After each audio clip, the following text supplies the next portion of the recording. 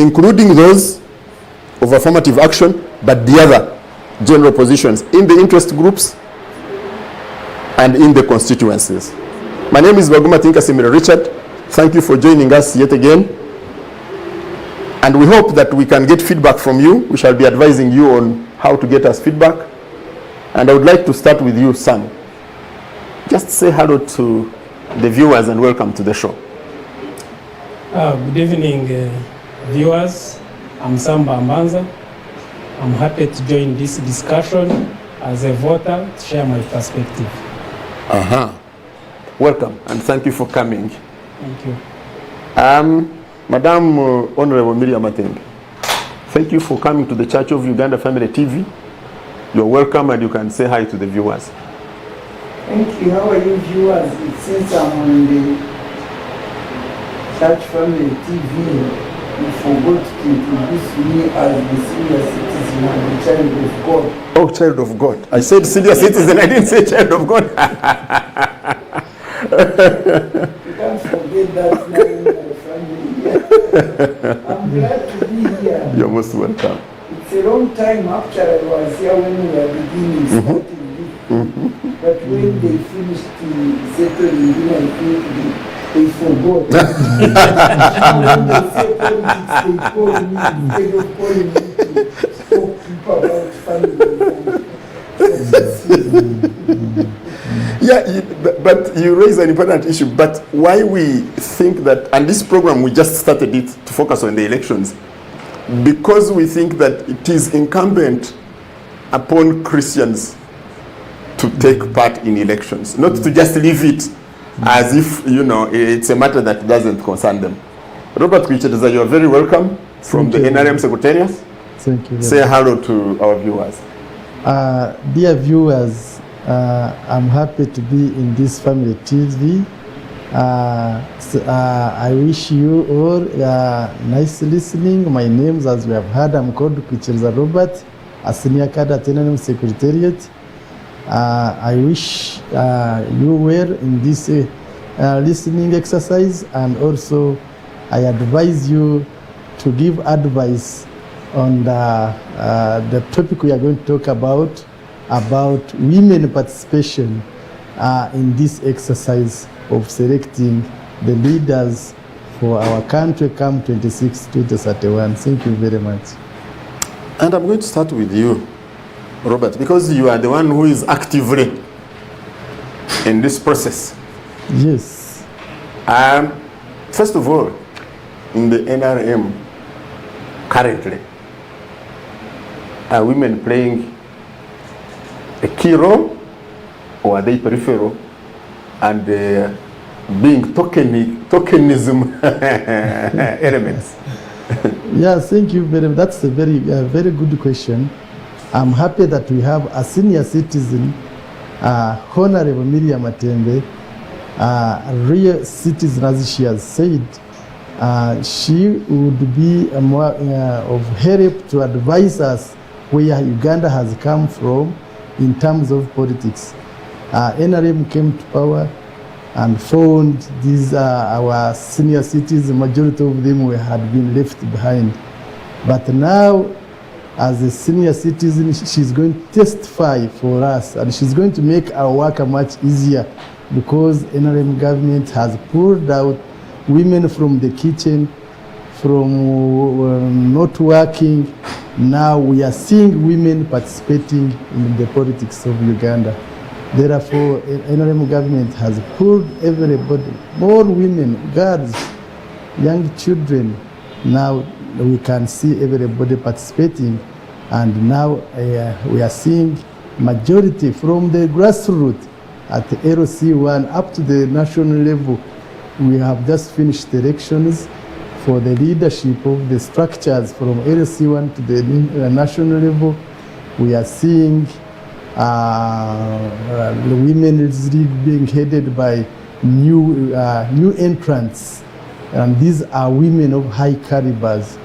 Therefore, women have not been left behind by the NRM government, which can be a testimony by our senior citizen who is going to highlight us and tell us, because for me they would think I'm talking politics, but we have real affirmative action when we see the senior citizen coming here to tell us exactly, really, are women left behind? Are they just observers as votes as we choose our leaders for this country?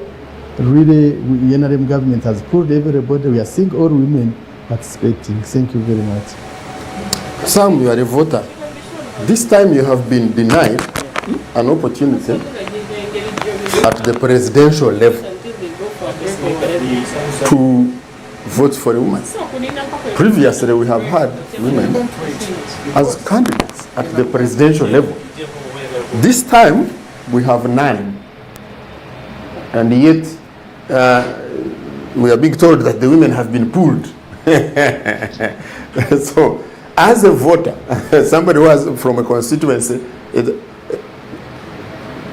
do you feel that the women are playing a central role or not? Thank you very much. As a voter, I think to some extent the women have played a key role at a certain level, but not at the highest level. Especially now, we have witnessed where these elections, we have not seen any woman who has been nominated on a presidential position. It is unfortunate that this year this season we have missed.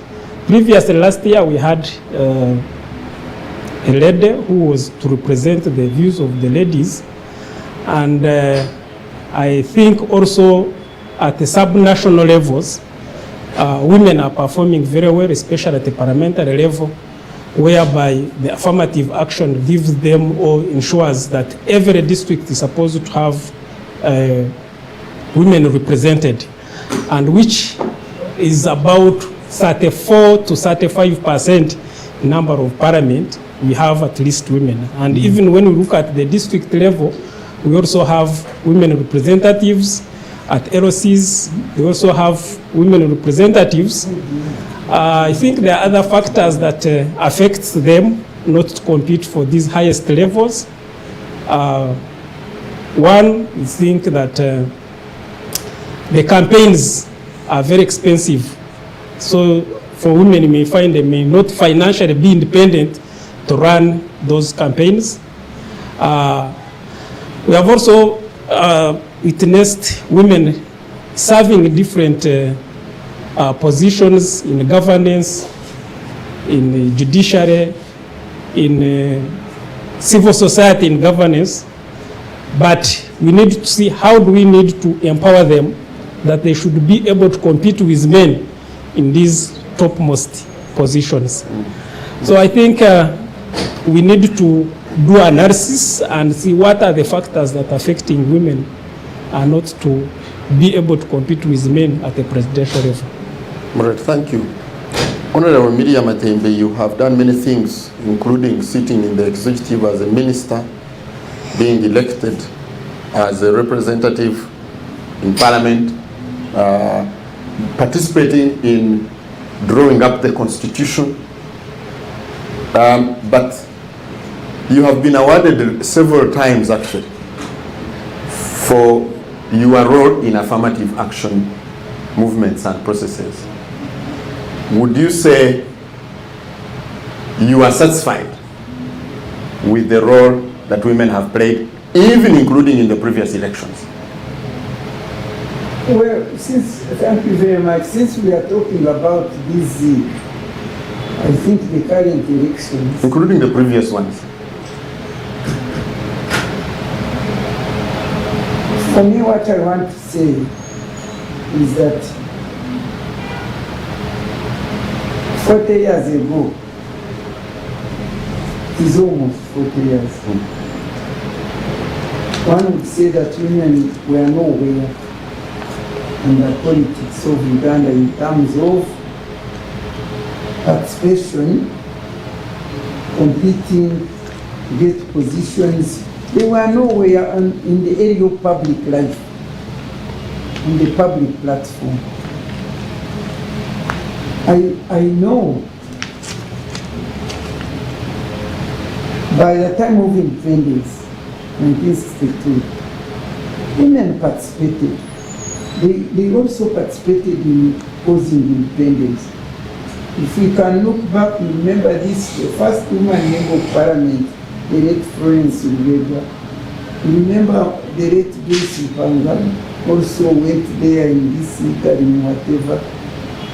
There were women like Sarah Ntilo, there were Rhoda Karema, there were Cecil Bar, there were all those women.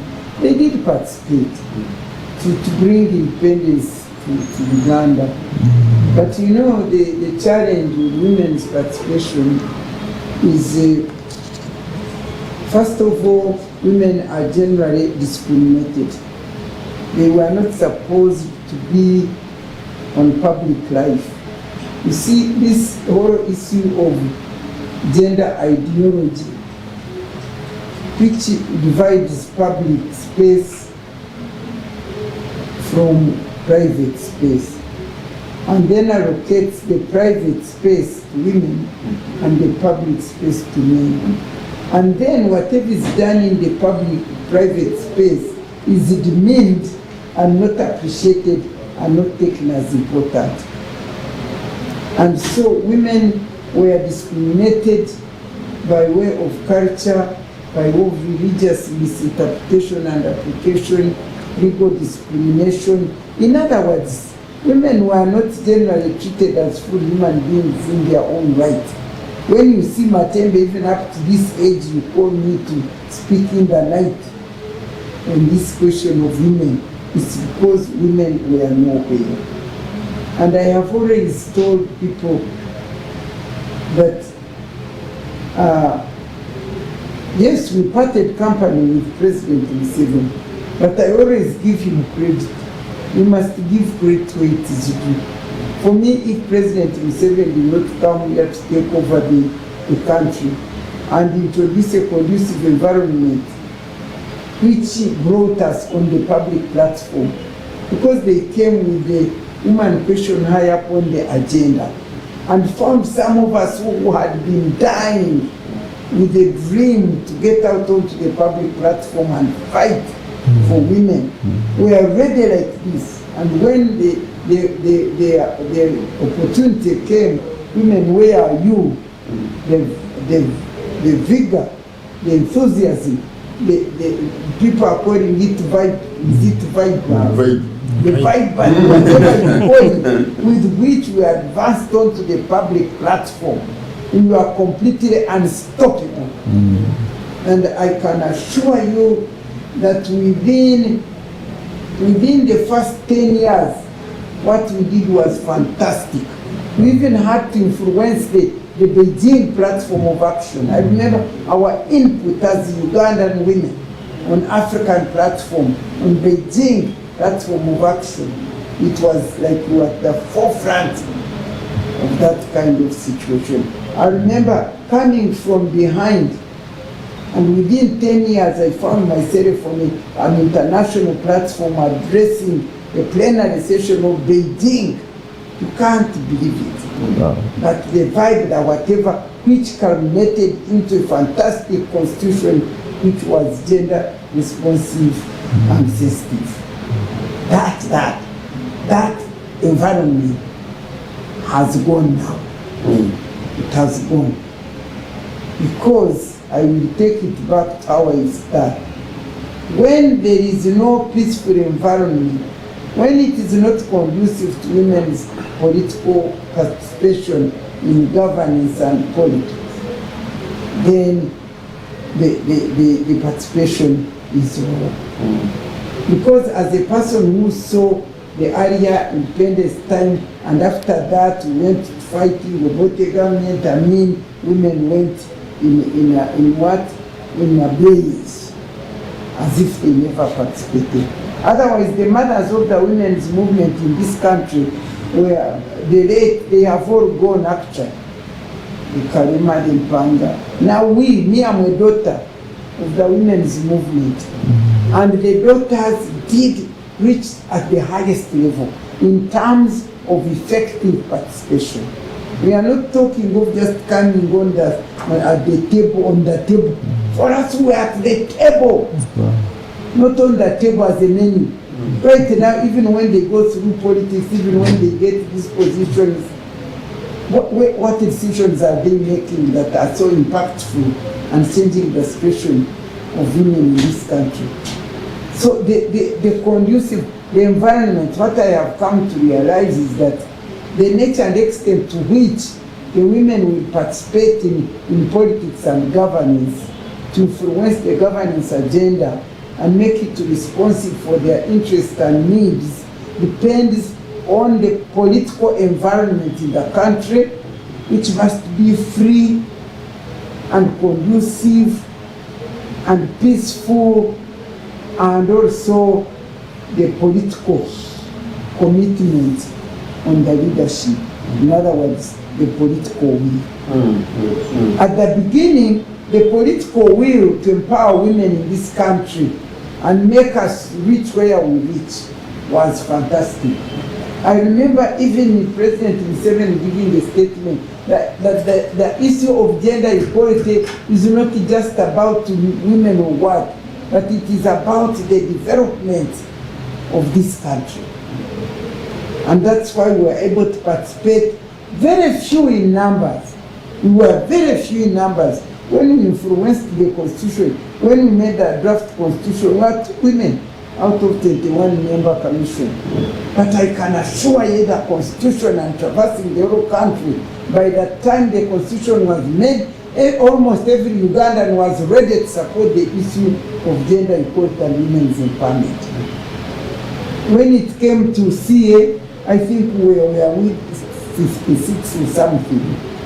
But the decisions we made, the impact we made, the changes we made were fantastic. But as you agree with me, down the road, the environment changed. The peaceful environment went. The freedom for women to participate went. The civic space was closed and shuttered and shut.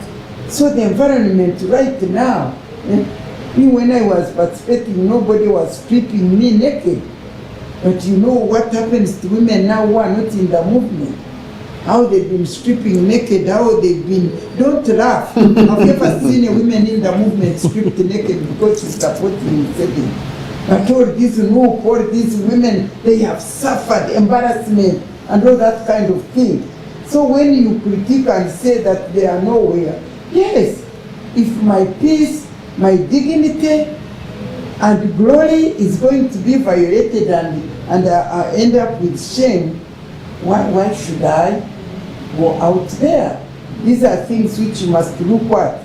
Now, as of current, it has never, the women's percentage have never been at the highest level in terms of the leadership in this country. But the impact has never been at the lowest level. Because the impact of, by the time, for me, for instance, we talk of affirmative action.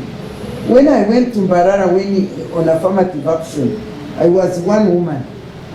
The impact, the effectiveness with which I carried out my mandate, within about 4 years, when we went to CA, when Byanyima came on board, and we were 2 women, now we replaced 1 man in the municipality, Honorable Ntimba, and the next 5 years around, we took Nyamshozi by Mary Mujeni.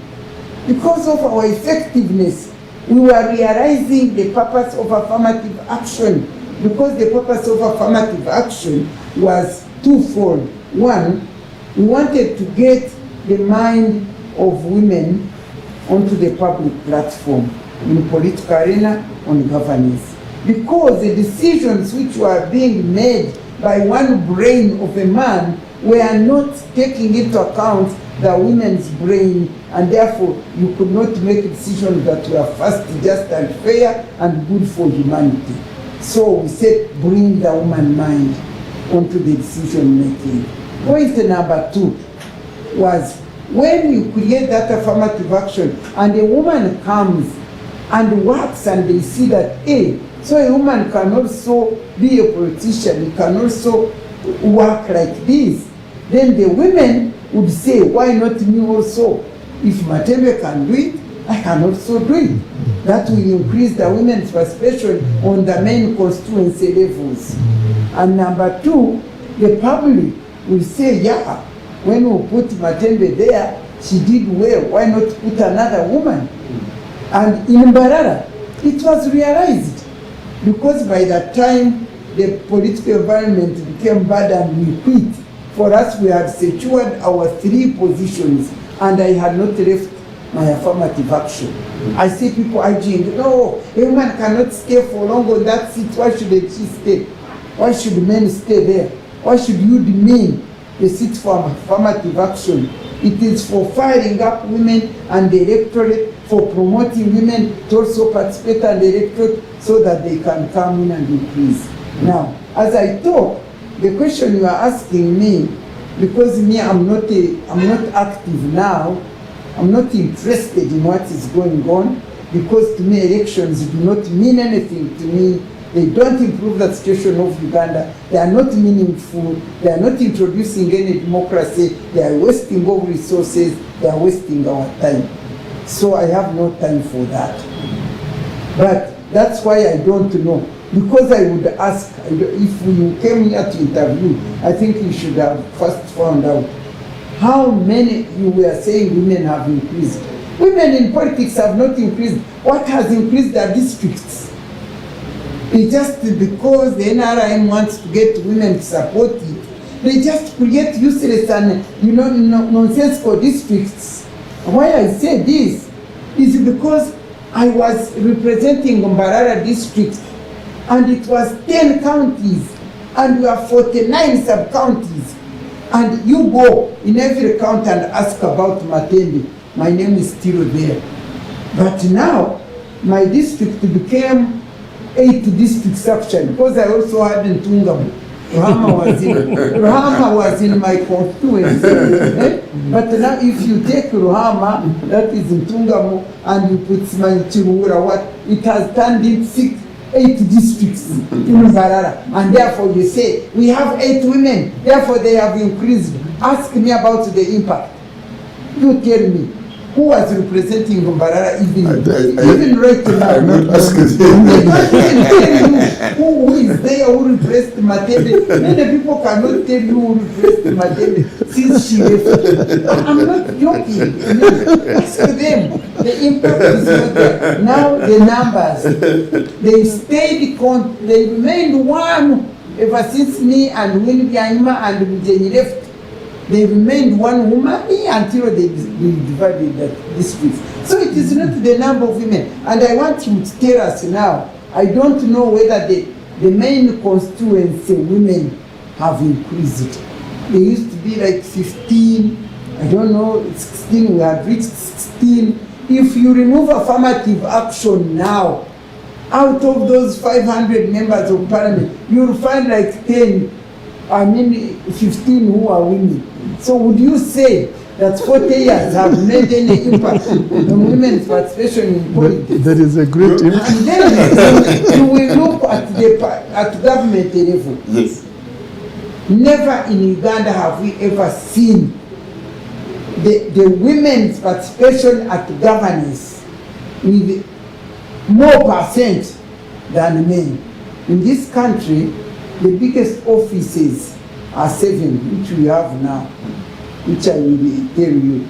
We have the president, we have a vice president, a prime minister, first deputy prime minister, second deputy prime minister, third deputy prime minister, and the speaker. These are 7 positions. Among these positions, there are only 2 men, 2 elderly men, Museveni and Moses Ati. And it is full of vibrant women there. But now, can you imagine if the type of women who were there, where the Win, where the Matembe, where the Bambare, where maybe the Chiraso, where the Sextoreko, do you think the situation of women would be defilement increasing, violence increasing, do you think it would be that? We would be making decisions, we would be putting programs, but now the women are so many on the table like a menu and not at the table. So, Stop there. And that matters have become worse since the constitution making, since the new constitution. There has never been elections without a woman candidate. You remember, beginning with Miri Obote, then I think we got is it Karema? Is it Kanya that time? Who did we get? We got Bet Kanya, and then we got this woman from Busoga. Yes. And then we got Nakarembe. Nancy. That's the one I was telling you. And then we this time, nobody. Nancy was supposed to contest. And Yvonne Mpambara. You know, they always consult me. We are going. And I say, go ahead. Nancy, I say, go ahead. Fiona Mpambara, I say, go ahead. And I was waiting to not cheer them. Then at the end, declaring the candidates, my women were not there. And I don't know what happened. Now on chairman in the district, I don't know how many are there. In mayors, I see some mayors, you know. I don't know. I don't know who are there.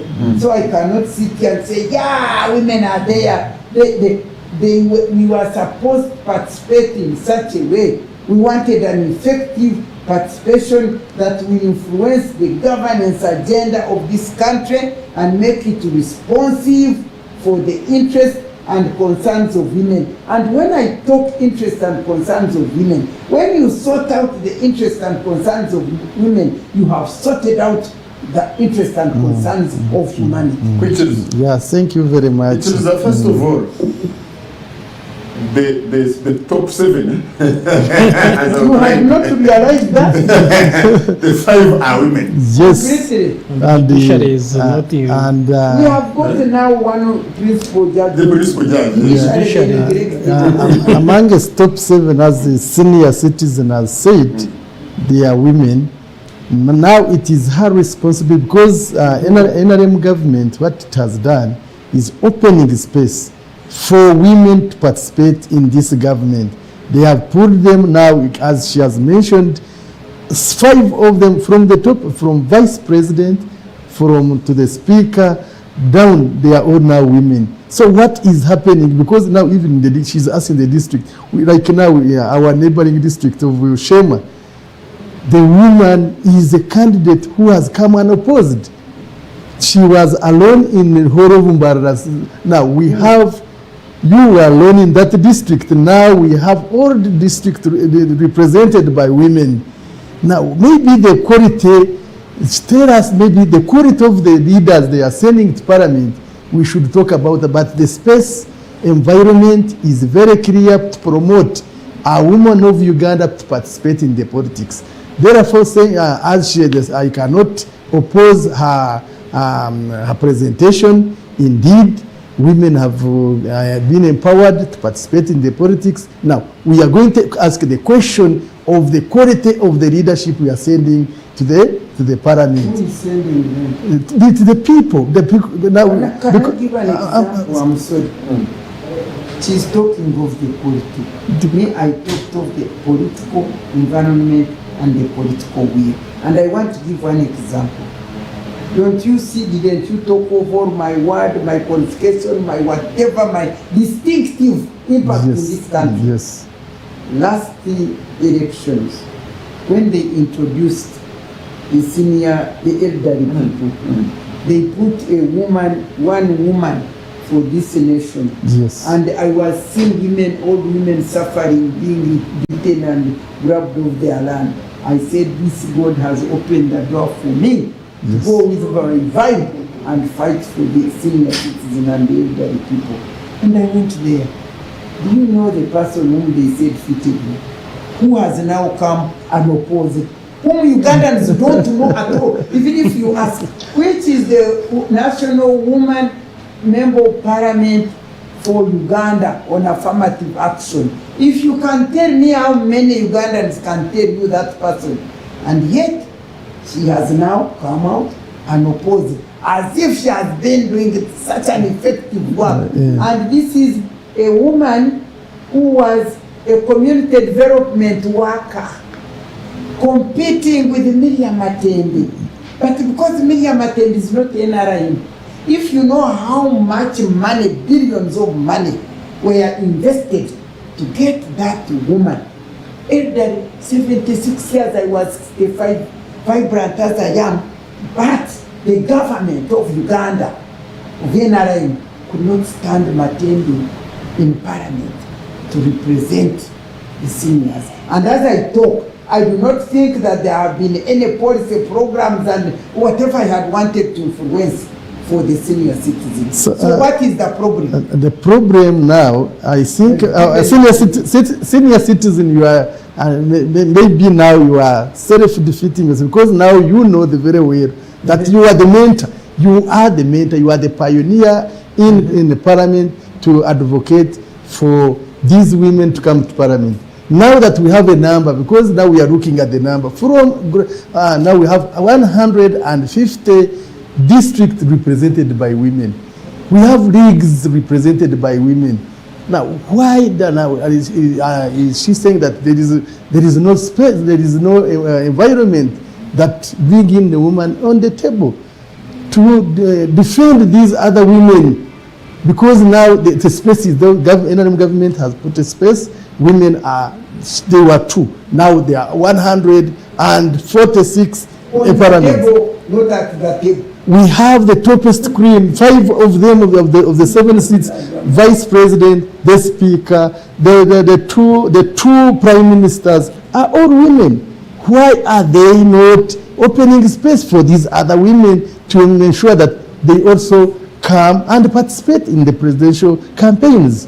That is why the question is, but the space is open. Now, senior citizens must be open and maybe educate these other younger ones who are coming up. What they should make sure that they participate, they come on the table, they present policies which should pull other women to ensure that they participate. But the space, the government, NRM government has opened up a space. Now we have a largest number in the parliament. As I've told you, like, you know, imagine it. We have a woman uncompeted in Shema. She is unopposed. Therefore, why should you say that there is no environment to allow these women to participate? Okay, so let's come to Sam. Sam, you are a voter. You have had these views. What is your take when it comes to the ability to participate and influence? Because it's not just participation, it's also influencing the political direction. I think, as Doctor has mentioned, the environment is not conducive for these women to be free, active, and participate.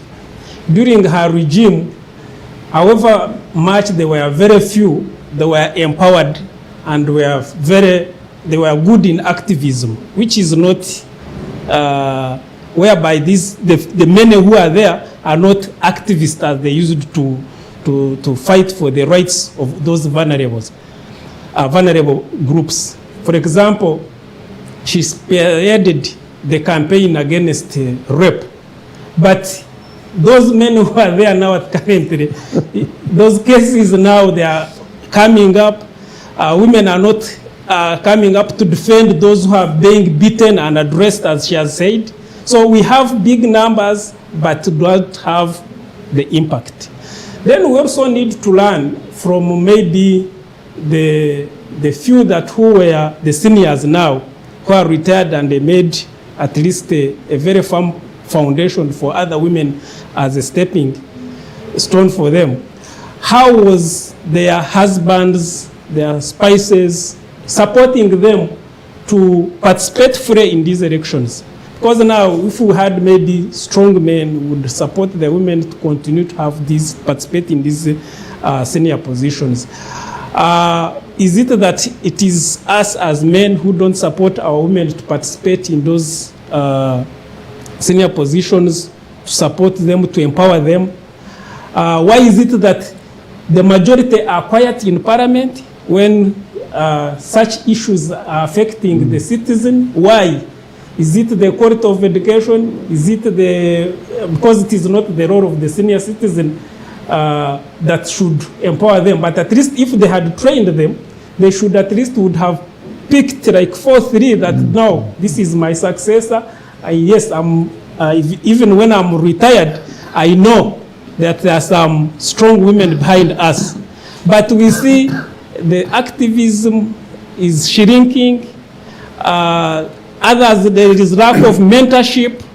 So we think that in order to have more women coming on board, the conducive environment must be there. I'm coming back to you.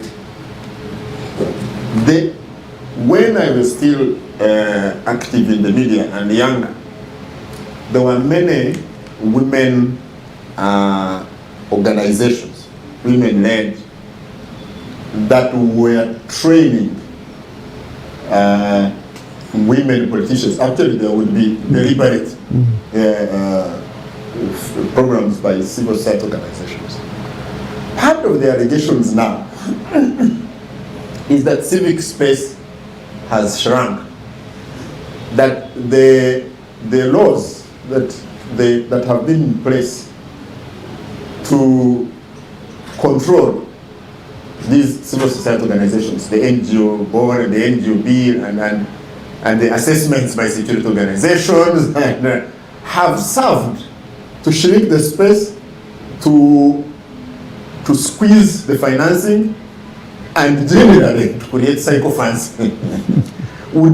Is this a fair assessment by some observers?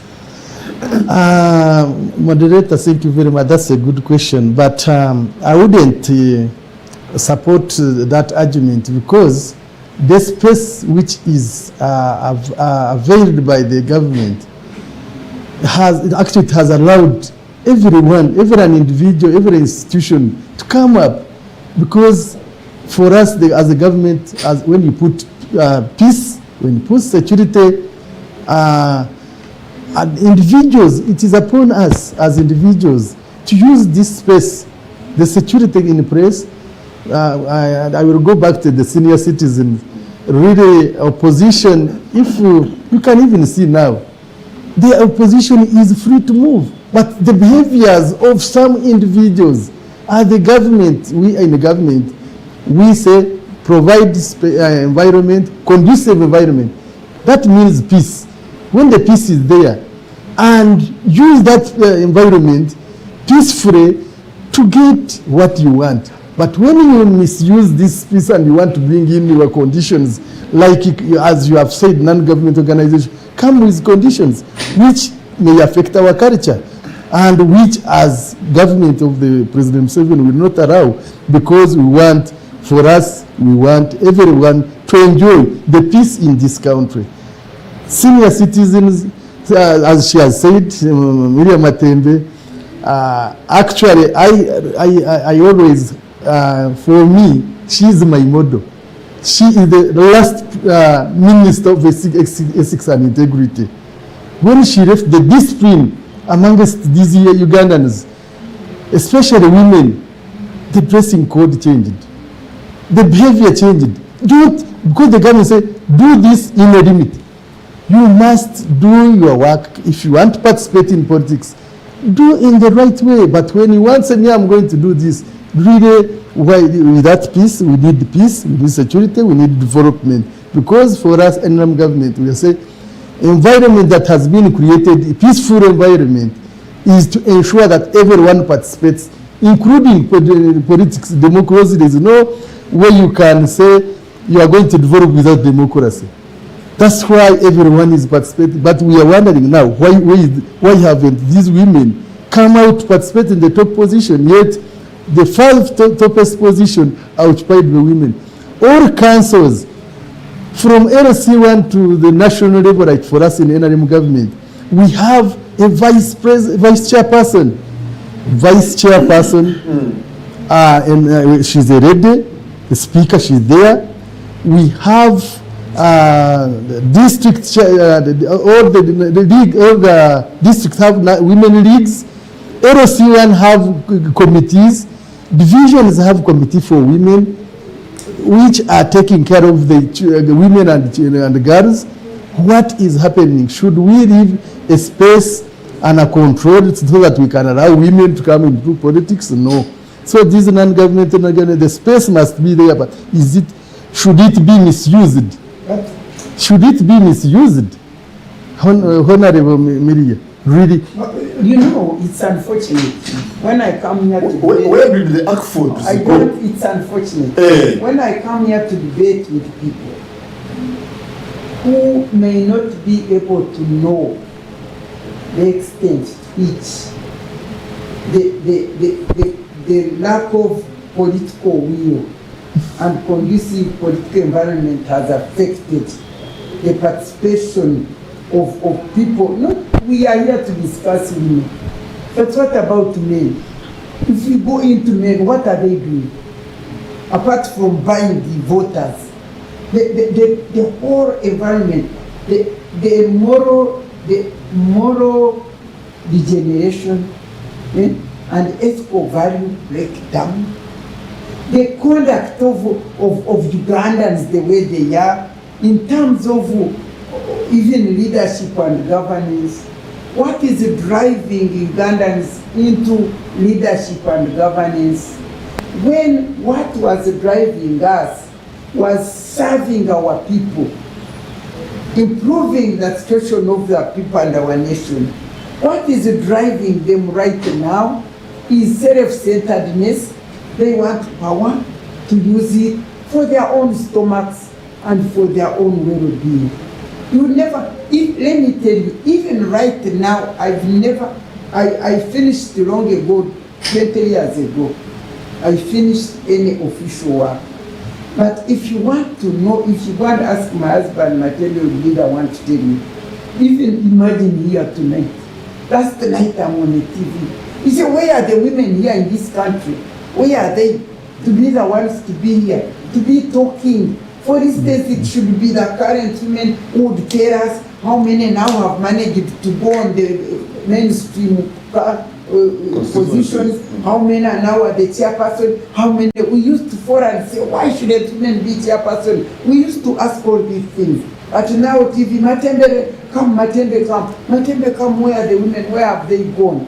Those who should be interested in that kind of thing. But for me, what I was saying, as a person who came from, who saw the interiors and how they started and the environment shut them down, and I saw our situation, our generation, and how we were vibrant, reached somewhere and we were shut down, and now the environment here shuts down people. You think every woman can come here and criticize the government of NRM?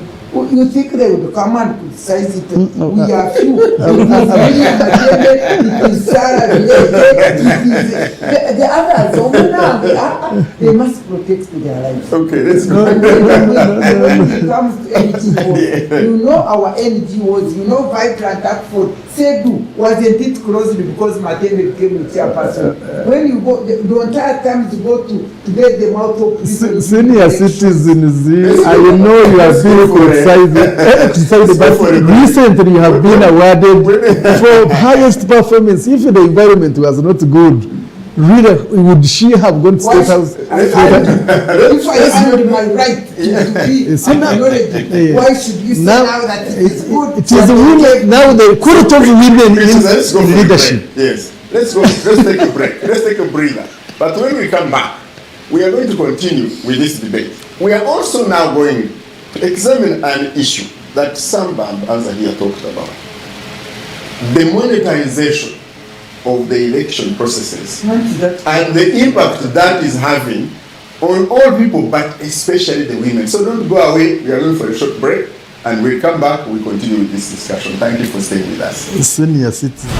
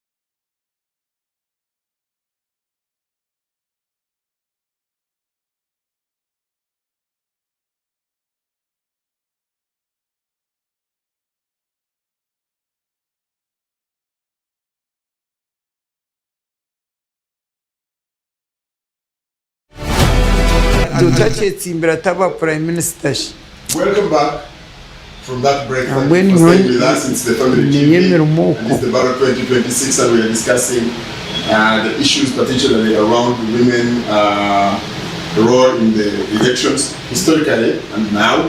Where are we? We know that previously we have had a woman participating in the presidential race. We know now we have none.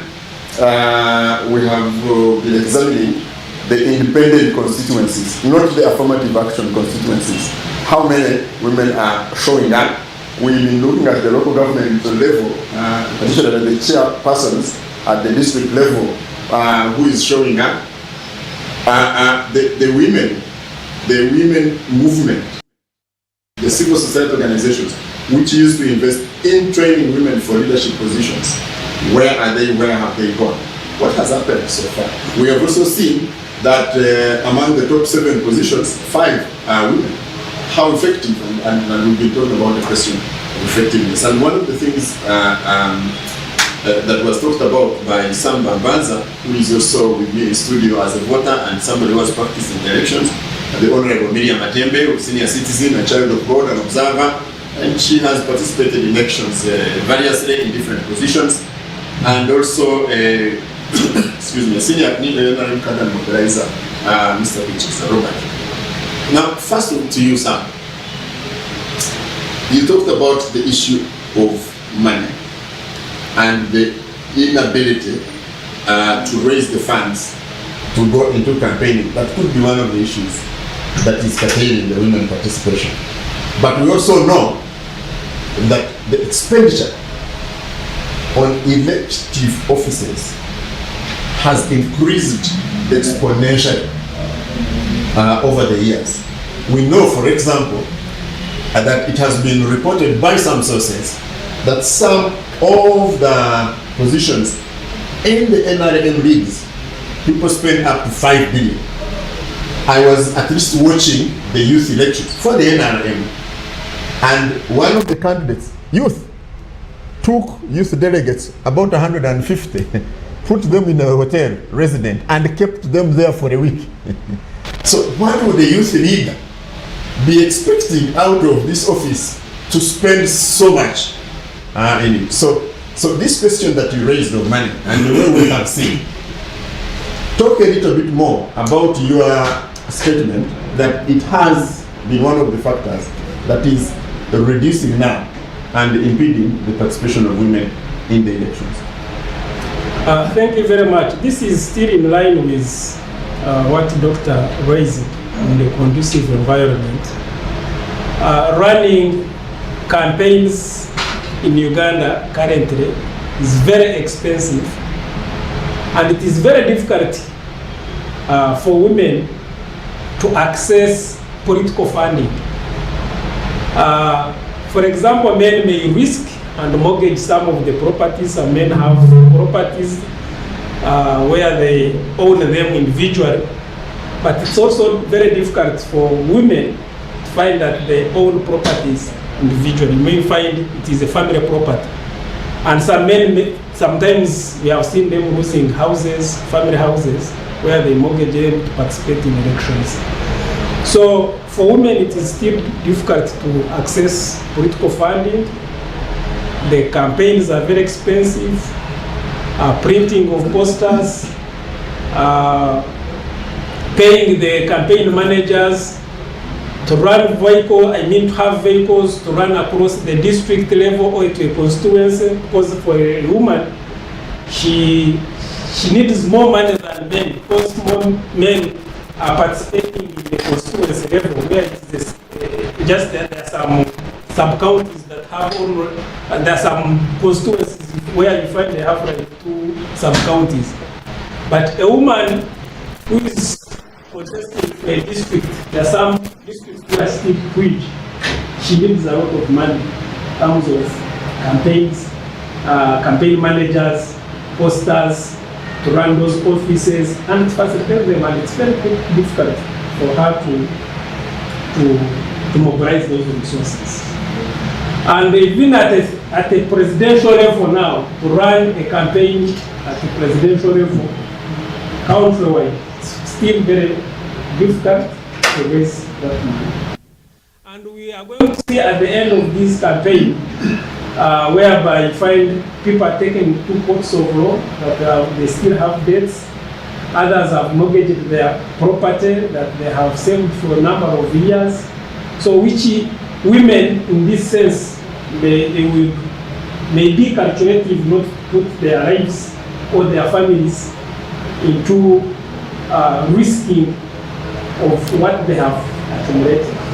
So I think that's one of the barriers that affects women to participate in those high level, even other district level, where they find that the campaigns are very expensive. We have made it that wherever you go, they are beggars. They need money. People are begging. They have orphans. They request each and everything: food, school fees, whatever.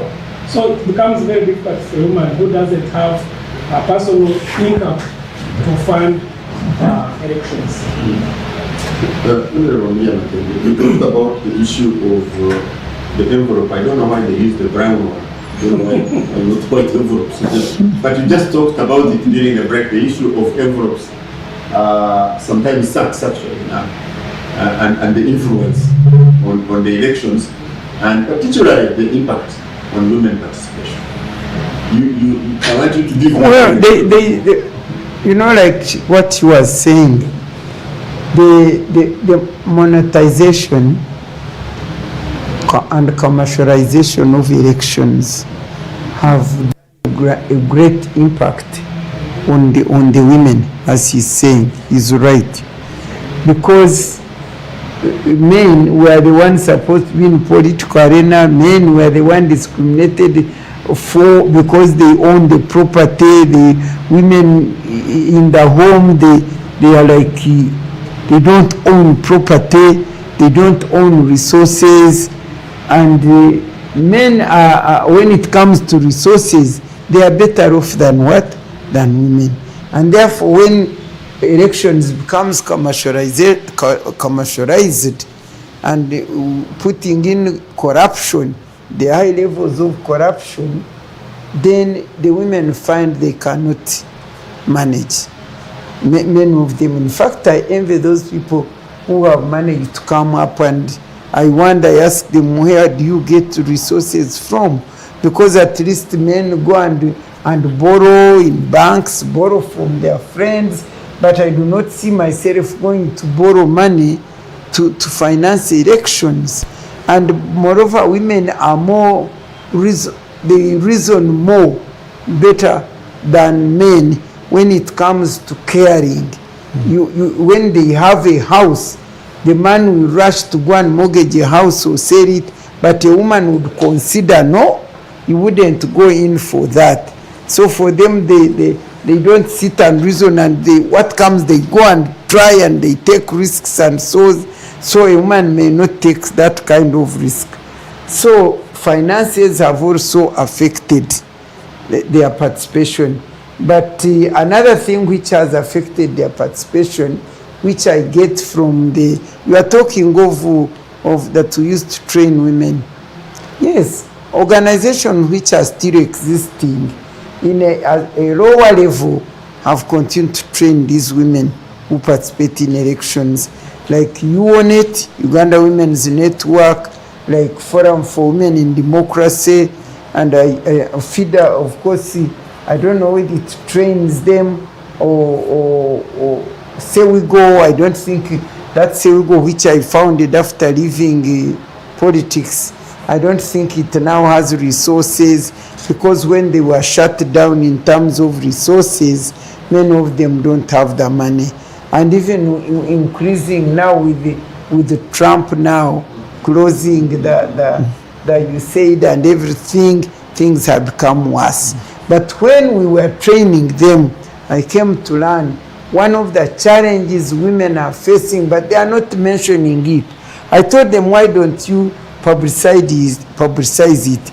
Women have been facing sexual harassment, sexual violence in these elections. Even when she goes to contest, even the youth, the people, those men who want to be agents or They all want to sleep with these women. It is so bad, but they don't mention it.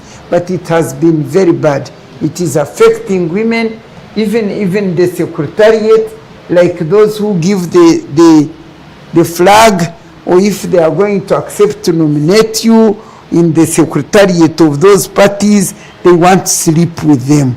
And so sexual violence and sexual harassment has been one of the challenges of women. They tell us.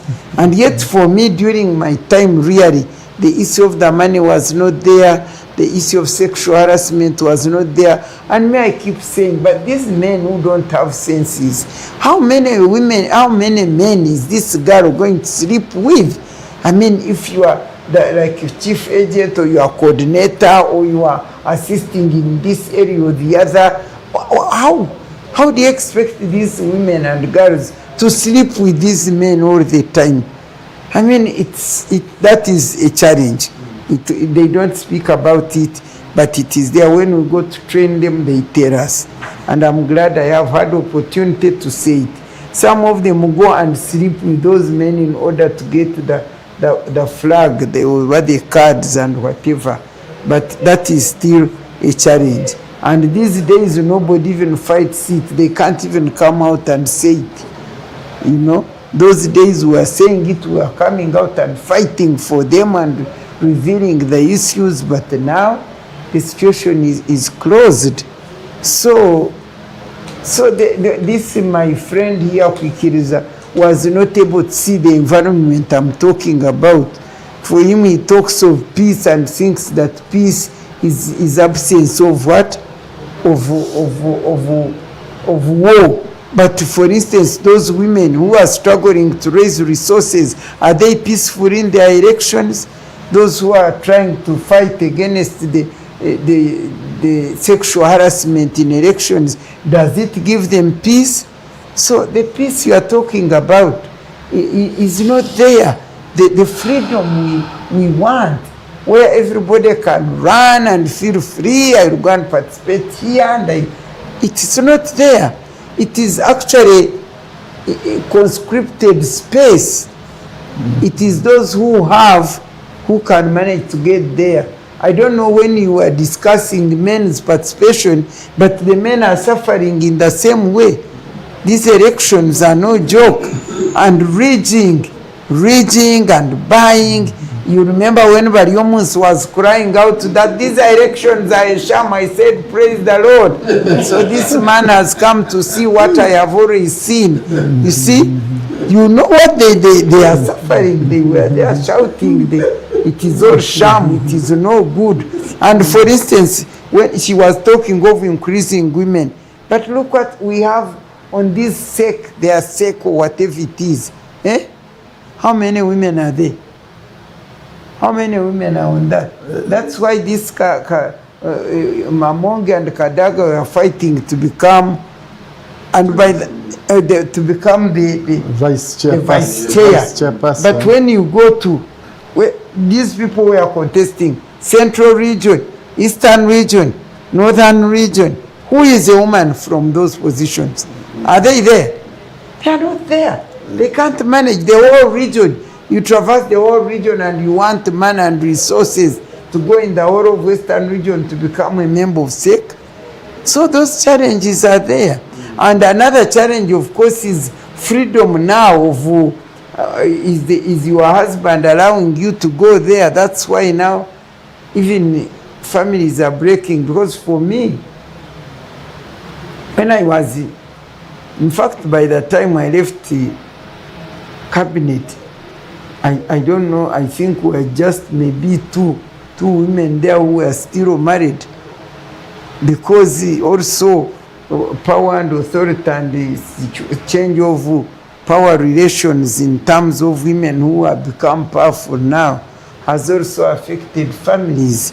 So some of them, the men don't accept, and so if the man doesn't accept, then you don't go to contest. So there are the challenges are still many, but generally the political environment is not conducive for effective participation of women in politics and governance. They may be there, you see them in numbers, but they are just seated there and not doing much. And the same is with men, by the way. These days they say, let me win my vote, let me go there. But when it comes to what they are going there for, no. I will raise two issues on finance and mainly finance. And it's not a government policy. President Museveni has always told us about finances. The politics we have, you don't need to spend a lot of money to be in politics. He has always told, why should you spend billions of money to get into that position? So what does he do himself? That's what we have not, what does he do himself? Why should you spend, you present yourself, present your idea, write your manifesto properly, and put it to the people. Why should you spend all that money? The president has always preached against it, and it's not a government policy. The environment we have created as an NRM government is to ensure that all women, all people, all Ugandans participate when there is a chance to choose the leaders of our choice, to ensure that they know the demands of the people in that locality where they are going to contest. But this thing of saying there is an environment is conducive, but why should you spend all that money? Where will you, how are you going to regain it? Because NRM government is saying corruption is bad. We cadre, it is my duty as a cadre to tell you people, because the environment is there for us. You are very poor. The government has injected money in the parishes. Government has put money for skills. Government has put money in these other organizations, the ghetto, the youth, and every, to ensure that you have some return. Why should you spend it to get into politics? So NRM government has not really, it is not a government policy. Maybe senior citizen government action. What you have brought It's up. only government action to buy votes. You want to tell me that President Museveni was not at Kororo? The issue of sexual harassment, that one had not captured it. We shall put it, because we have a department of research. If there is anybody, why should you, young woman or a young lady, succumb to such kind of environment, for pressure to get into sex so that you can get a position? But with the environment we have, that's why you see a number of women have increased from lower level, from LC1 to the national level. The position is one at the SEC for woman vice chairperson, because we have a chairman on top, we have vice chairperson woman national, we have a vice chairperson national man. That's why you could see Right Honorable Kadaga and Right Honorable Anita Mong, we are contesting for that highest position of a vice chairperson woman national. And we also saw many men, though they somehow withdrew for a vice chairperson, but we have one person, a female vice chairperson, but we have so many. We are having, Adrian can come and testify. I think you should make appointment to come here and testify. How did she win? Was she harassed? Did she spend a lot of money? Or she presented, my work as a cadre is to ensure that Ugandans are informed, that environment is conducive, but don't over-invest, don't overspend. That money, little money you have, what are you going to gain? The end results when you overspend, that's the corruption we are seeing. And corruption is not good for the country, because we know where Uganda has come from. She was Minister of Ethics and Integrity. She can testify, because she is our model. She can tell these people what was there during her time. Why has corruption escalated now? Because you are getting money in a crooked way to invest in, and which is not a government policy. We want democracy of free choice. You choose the leaders who will know the needs of the people in that area. So please, its environment is conducive. As listeners, you are seeing, you know the environment, but how are we using this environment to get into power? How are these ladies? These ladies, by the way, now the number has increased. Are you benefiting from those who are in positions? Use them, because you are the one who are electing them into the position, those positions. Let them know your problem. Let them help you to get out of the problem. The government started the project in that area. Are you benefiting as a woman listening to me, so that you can accumulate some money when the opportunity comes for choosing a leader? You are using the surplus money to make sure that maybe for these posters, maybe for transport, because for us in like an NRM government, there is a money when you get a flag, because for NRM party funds the flag bearers. You were first put up your manifesto. Put up your manifesto. Is it good? People have bought it. Have you done for some at the village where you are, or in the area where you are? Are you visible to the people? Do you know their problems? That's what NRM government has put up. Environment is there, good, conducive for everyone to participate. But now, the quality of the leadership, is it because of money you are sending such people who are not helping you getting out of poverty? But I want to ask, who you see, next time, me, I don't want to come on this TV, because I would like to see people, although they are NRM, to speak the truth. Because NRM is a totally corrupt government. Everything is corrupt. The president is the one who goes with sacks of money. Is the one who started off the corruption. I mean, so if somebody don't say, yes, the corruption has really destroyed our government and we need to change. If somebody comes here and really protects as if she doesn't know what is happening, I really feel so bad, and I feel I should not come here. Because here he is. Senior citizen, I was listening to you. I was listening to you. I was listening to you. What foundation did you put in place? As a Minister of Ethics and Integrity, really you should be the foundation stone for this junior, for the youth, to ensure that corruption is totally eliminated. Because don't call me here again, because in your way, we must debate. I want to ask this man, really, I don't know whether he goes, there is nobody in this country who is going to get a vote without paying. It is Mpankwe. It is buying votes. I told him here, and he didn't comment on it, by the way, to see this distinguished senior citizen who could be said to have been defeated by somebody who never even studied HSC. And now he couldn't answer that. Now he says, why don't you elect people who have a manifesto, who have, and he's talking all this, and I'm here listening and missing my sleep. Please, I want you to be honest. We are talking for our nation.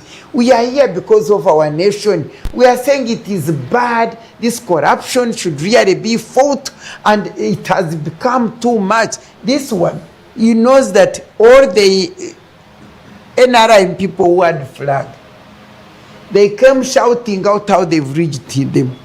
And I want you to tell, if you could tell you know, we have a poor debate tonight. Because none of us has statistics. We are just talking generally.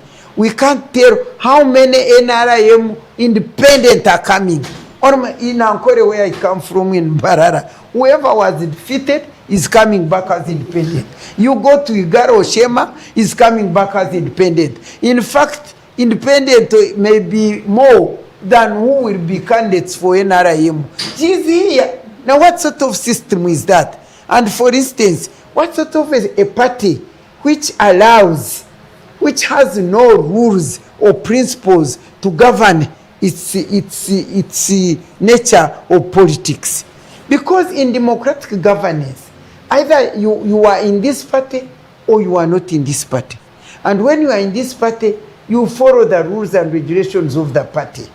And you must, if you went and picked a flag for NRM, and you have been defeated, please, you cannot come as independent. If you come as independent, we chase you out of the party. That's how democratic parties work. But now it is just, at times I use this word nonsense. I mean, for me, when I see somebody, I'm independent, NRM leaning, that is stupid. What NRM leaning are you talking about? You are either in this party or you are not. Independent means you come clearly as an independent person whose views do not belong to DP, UP, so what, but you just focus and you want, this is your view.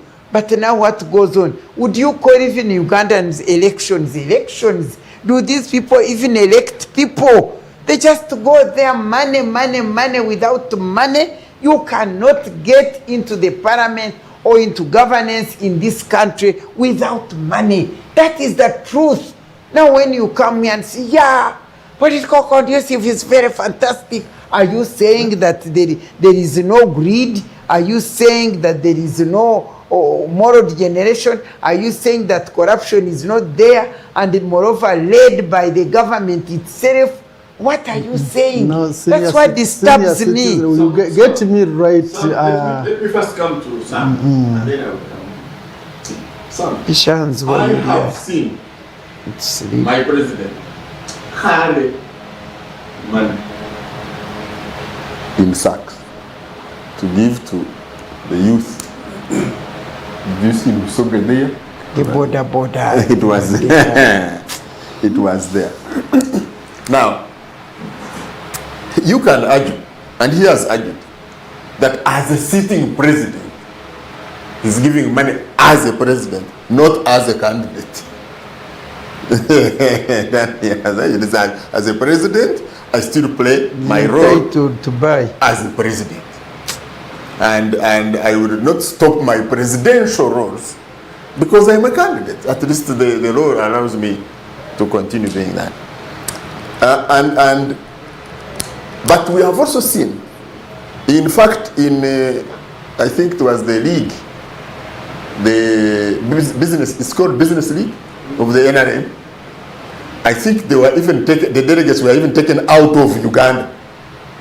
Yes, now it was even taken out of there. So this, what is at stake? What is the return on investment? Why are people spending these amounts of money? Mortgaging, you said they mortgage their homesteads to get political office. What has happened in this country that makes us reach that level of expenditure? I think the issue of the moral and greed, and people have realized that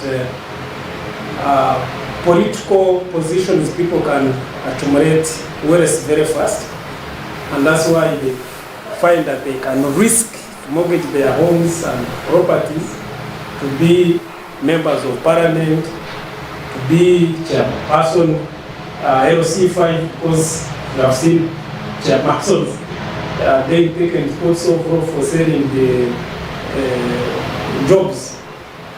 And also we have seen the kind of debate in the parliament is also of poor quality.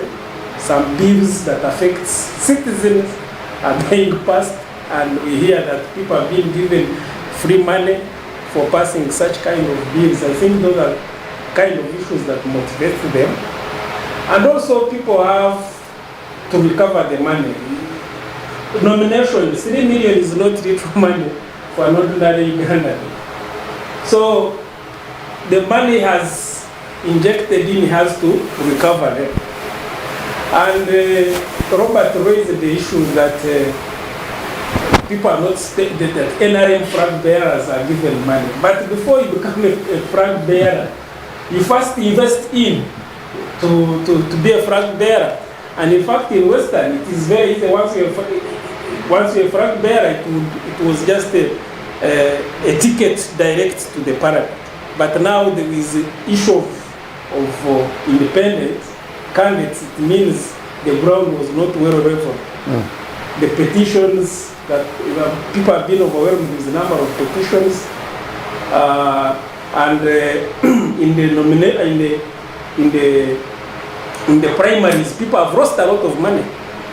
So they have to do all those dubious deals to ensure that they recover their money. And we have seen that politicians are dodging taxes.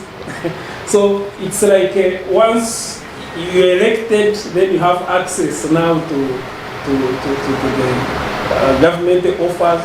And we have seen politicians even being impunity. There is a lot of impunity as politicians.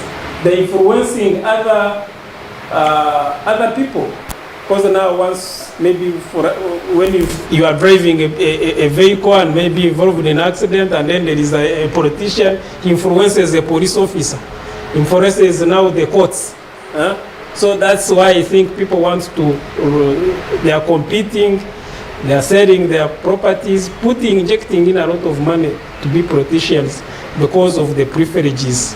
So if maybe we could have the people to serve, maybe we lower the salaries and people are coming to serve. That's when we can have maybe call the politicians. But as long as people are coming in to make more money, that he knows that within 1 month, within 1 year, you'll have an apartment, you'll be driving good vehicle, then we shall not have good quality politicians. Now, Bwana Kwichereza, somebody has come here to in your defense. I was looking at the response. It says, one, we are talking about the politicians, but we are not talking about the electorate. Every time you go, they touch their throats, and their demands have also gone higher. So, what do we want the politicians to do? So he said that is one of the things. Says two, while we have focused on the NRM and the money, he says the stories have been here by the people who have also attempted to get tickets in NUP, and they say they have been asked for money. So he said this cuts across party lines. Yes. The viewers, a government policy is very clear. We shouldn't really. Corruption is not a government policy. But we are talking about, that's why we are talking about party. That's why their policy, government has put up policies and institutions fight that vice. So when I want to make it categorically clear, because my work as a cadre is to teach and to inform the fellow Ugandans that do the right thing. Let us do the right thing. President Museveni has always insisted, let's do the right thing. Let's not invest money in a place where we don't get profit. Why should you invest a lot of money in politics? Has he carried sacks? It is not a government policy to promote corruption. It's not a government policy to make people invest heavily in to get those positions where they are in MPs and what have you. Therefore, fellow Ugandans, invest your money. Put your money where you are going to get profit and benefit, not put it as a senior citizen. Our work is to ensure that Ugandans change mindset. That's not, because it's not government policy that let's not give up that we should not fight corruption. My work of a cadre is to train Ugandans, to inform Ugandans that it's a bad vice to involve in soliciting money, investing it in politics. Where are you going to get that money, assuming you didn't get that money? That means selling your property. Don't capitalize money for politics. No, I don't support it. Senior citizen was a minister of ethics, was fighting that kind of indiscipline. Therefore, as cadres for us, we tell you people, fellow Ugandans, it's not a government policy to invest a lot of money in politics to get jobs, and because now it's like the politics has become jobs. Why don't you put your money in farming? Why don't you put money in small scale industries? Why don't you put money in educating your children? Therefore, the quality of that's why I think we are getting, as the senior citizens have said, the kind of the leader of the politicians we have in parliament. We are seeing a number increasing, but are the local people benefiting from that? viewers, Christians who are seeing us, Ugandans, it's not an NRM policy. President Museveni has talked about it. Institutions are put there and corruption is there. Even LC system was created to ensure there's check and balance on the local government. Our work is to ensure there is development in the country in a harmonious way, carrying this Banyai dot, as the young man has said, really carrying sacks of money. I've not seen it. If it has been there, it should be investigated. It should be investigated. Viewers, it's not a government policy that NRM government is promoting corruption to get jobs or to get into those offices.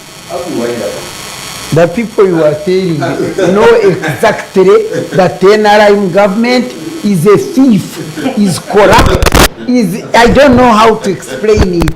And I don't want to hear that kind of thing, you people. Next time, please don't call me here. Questions. For those Ugandans who have seen the money flow in the constituencies, what message do you want to give them? Fellow Ugandans, we are in elections.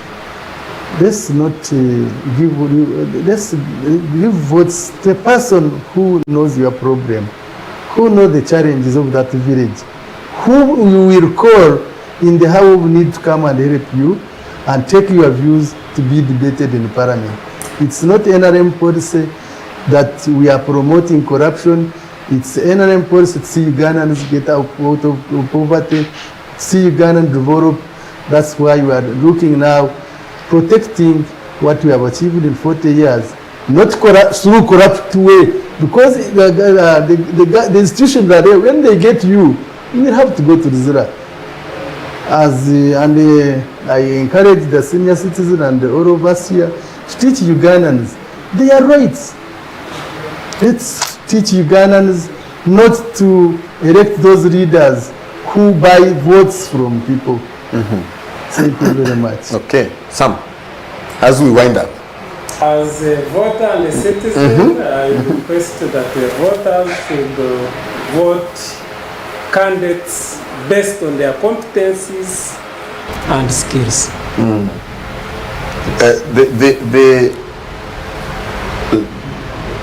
What I also hear among the voters, and I was talking to the youth leaders who have just come into office from the divisions the other day, and they say, but you see, two things. One, we invested a lot to get there, but two, if we do not become part of the ecosystem of sharing, we will be punished for it. We will be thrown out.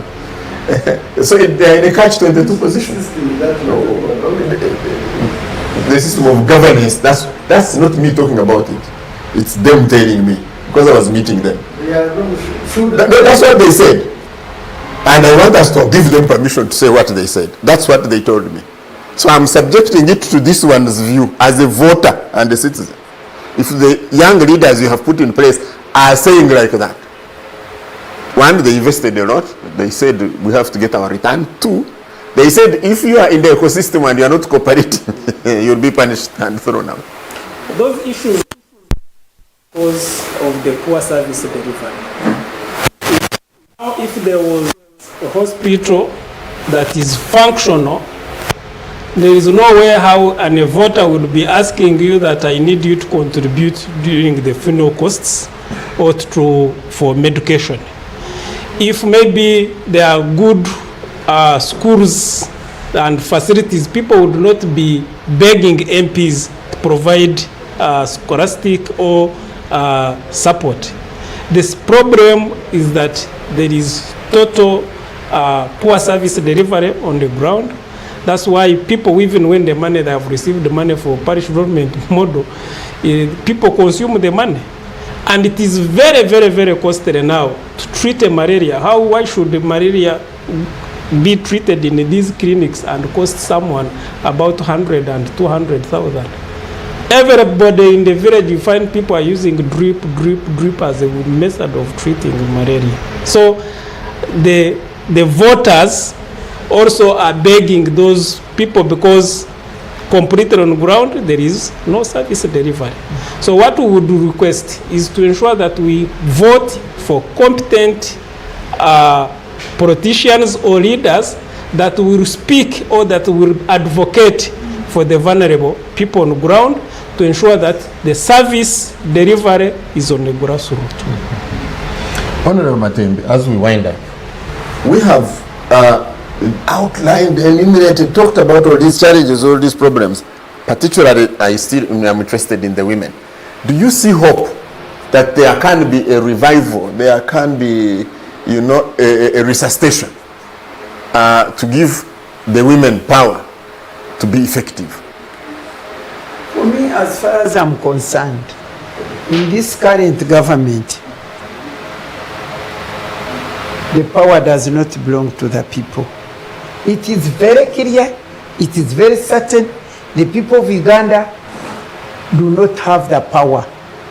It is put in the constitution that power belongs to the people. But unfortunately, power was captured from the people, and it belongs to very, very few individuals in this country who determine what happens in this country. And actually, to confirm what I am saying right now, I've been saying it until the current Minister for Ethics and for Constitution, for Justice and Constitutional Affairs. Justice and Constitutional Affairs said it very clearly. He said not everybody has power. Power does not belong to everybody. He said, let me finish. He was confirming what I have already said. He told us, power does not belong to anybody. Power belongs to a few people. And he clearly said that transition in this government cannot be achieved through elections. You are there wasting your time. And in fact, the thing is already concluded, and it has been done in the rooms that matter. I mean, everybody saw this. And that is a strategy now which is already done and sealed. The plans, the strategy of NRIM for any government coming is already devised. The plans are already done and sealed. And now these people who are waiting for, they are waiting for the unveiling of the strategy of this transition. But me, I'm saying, whether it's for women, whether it's for men, power in Uganda does not belong to Ugandans. And until one day, President Museveni came with the NRIM here, and they redeemed us, and the power came to us. And now the very people who redeemed us now grabbed the power and took it. So but for some, why are we going for election? Why are we going for elections? Come on, don't intervene. Why are we going for elections? Elections are nonsense. Let me conclude. Conclude. Please, you talked. Let me conclude. No. Uganda, please, I'm speaking to Ugandans. You have the right over. I know that Kadas have discipline. I don't care about what you think or tell Ugandans. They believe in what I'm telling them, and they know it. And it was confirmed by the Minister of Justice and Constitutional Affairs, and he said it clearly. Therefore, these elections are a formality. In Uganda, democracy is in a form and not in substance. And this is the situation. And for me, that's why I call upon Ugandans. Ugandans out there, since I'm here in Family TV in our church house, rise up and pray for this nation, that it can be once again be redeemed, that our power can go back to our people, and that our people can still be free and start raising up again, not only women, but everybody. May God help you and listen to your prayers so that He may redeem us. My hope and trust is only in God. That's in this good. land. That's okay. On that note, and I think the whole panel, whatever they trust, they also agree that we all trust in God. Yes. That is for sure. NRM, non-NRM, man, woman, youth, child, we all trust in God. And on that note, we would like to thank you very much for having stayed with us. For some of you who contributed, I was only able to say one or two of your comments, but thank you very much. Let's continue to remain with this engagement online on all the platforms of Family TV. And next Wednesday, we continue with our discussion on the ballot 2026. I still think that it is critical, it is crucial that you get out, get involved, get interested, and cast your ballot. I say that previously we have had less than 50% of the registered voters go to vote. This can impact very much, I think, the outcome. So let's all go out, let's cast our vote, and let's keep our country in the hands of God, as our motto says, for God and my country. Baguma Tinka Simiri. Richard, I would like to thank you, Sam Bambanza. Thanks for spending your hours with us in the night. Honorable Miriam Matembe, thank you for coming. And please keep at it, don't give up. Mr. Senior Kada from the NRM Secretariat, we thank you for being with us, and please keep it Family TV. Thank you very much. The poor brings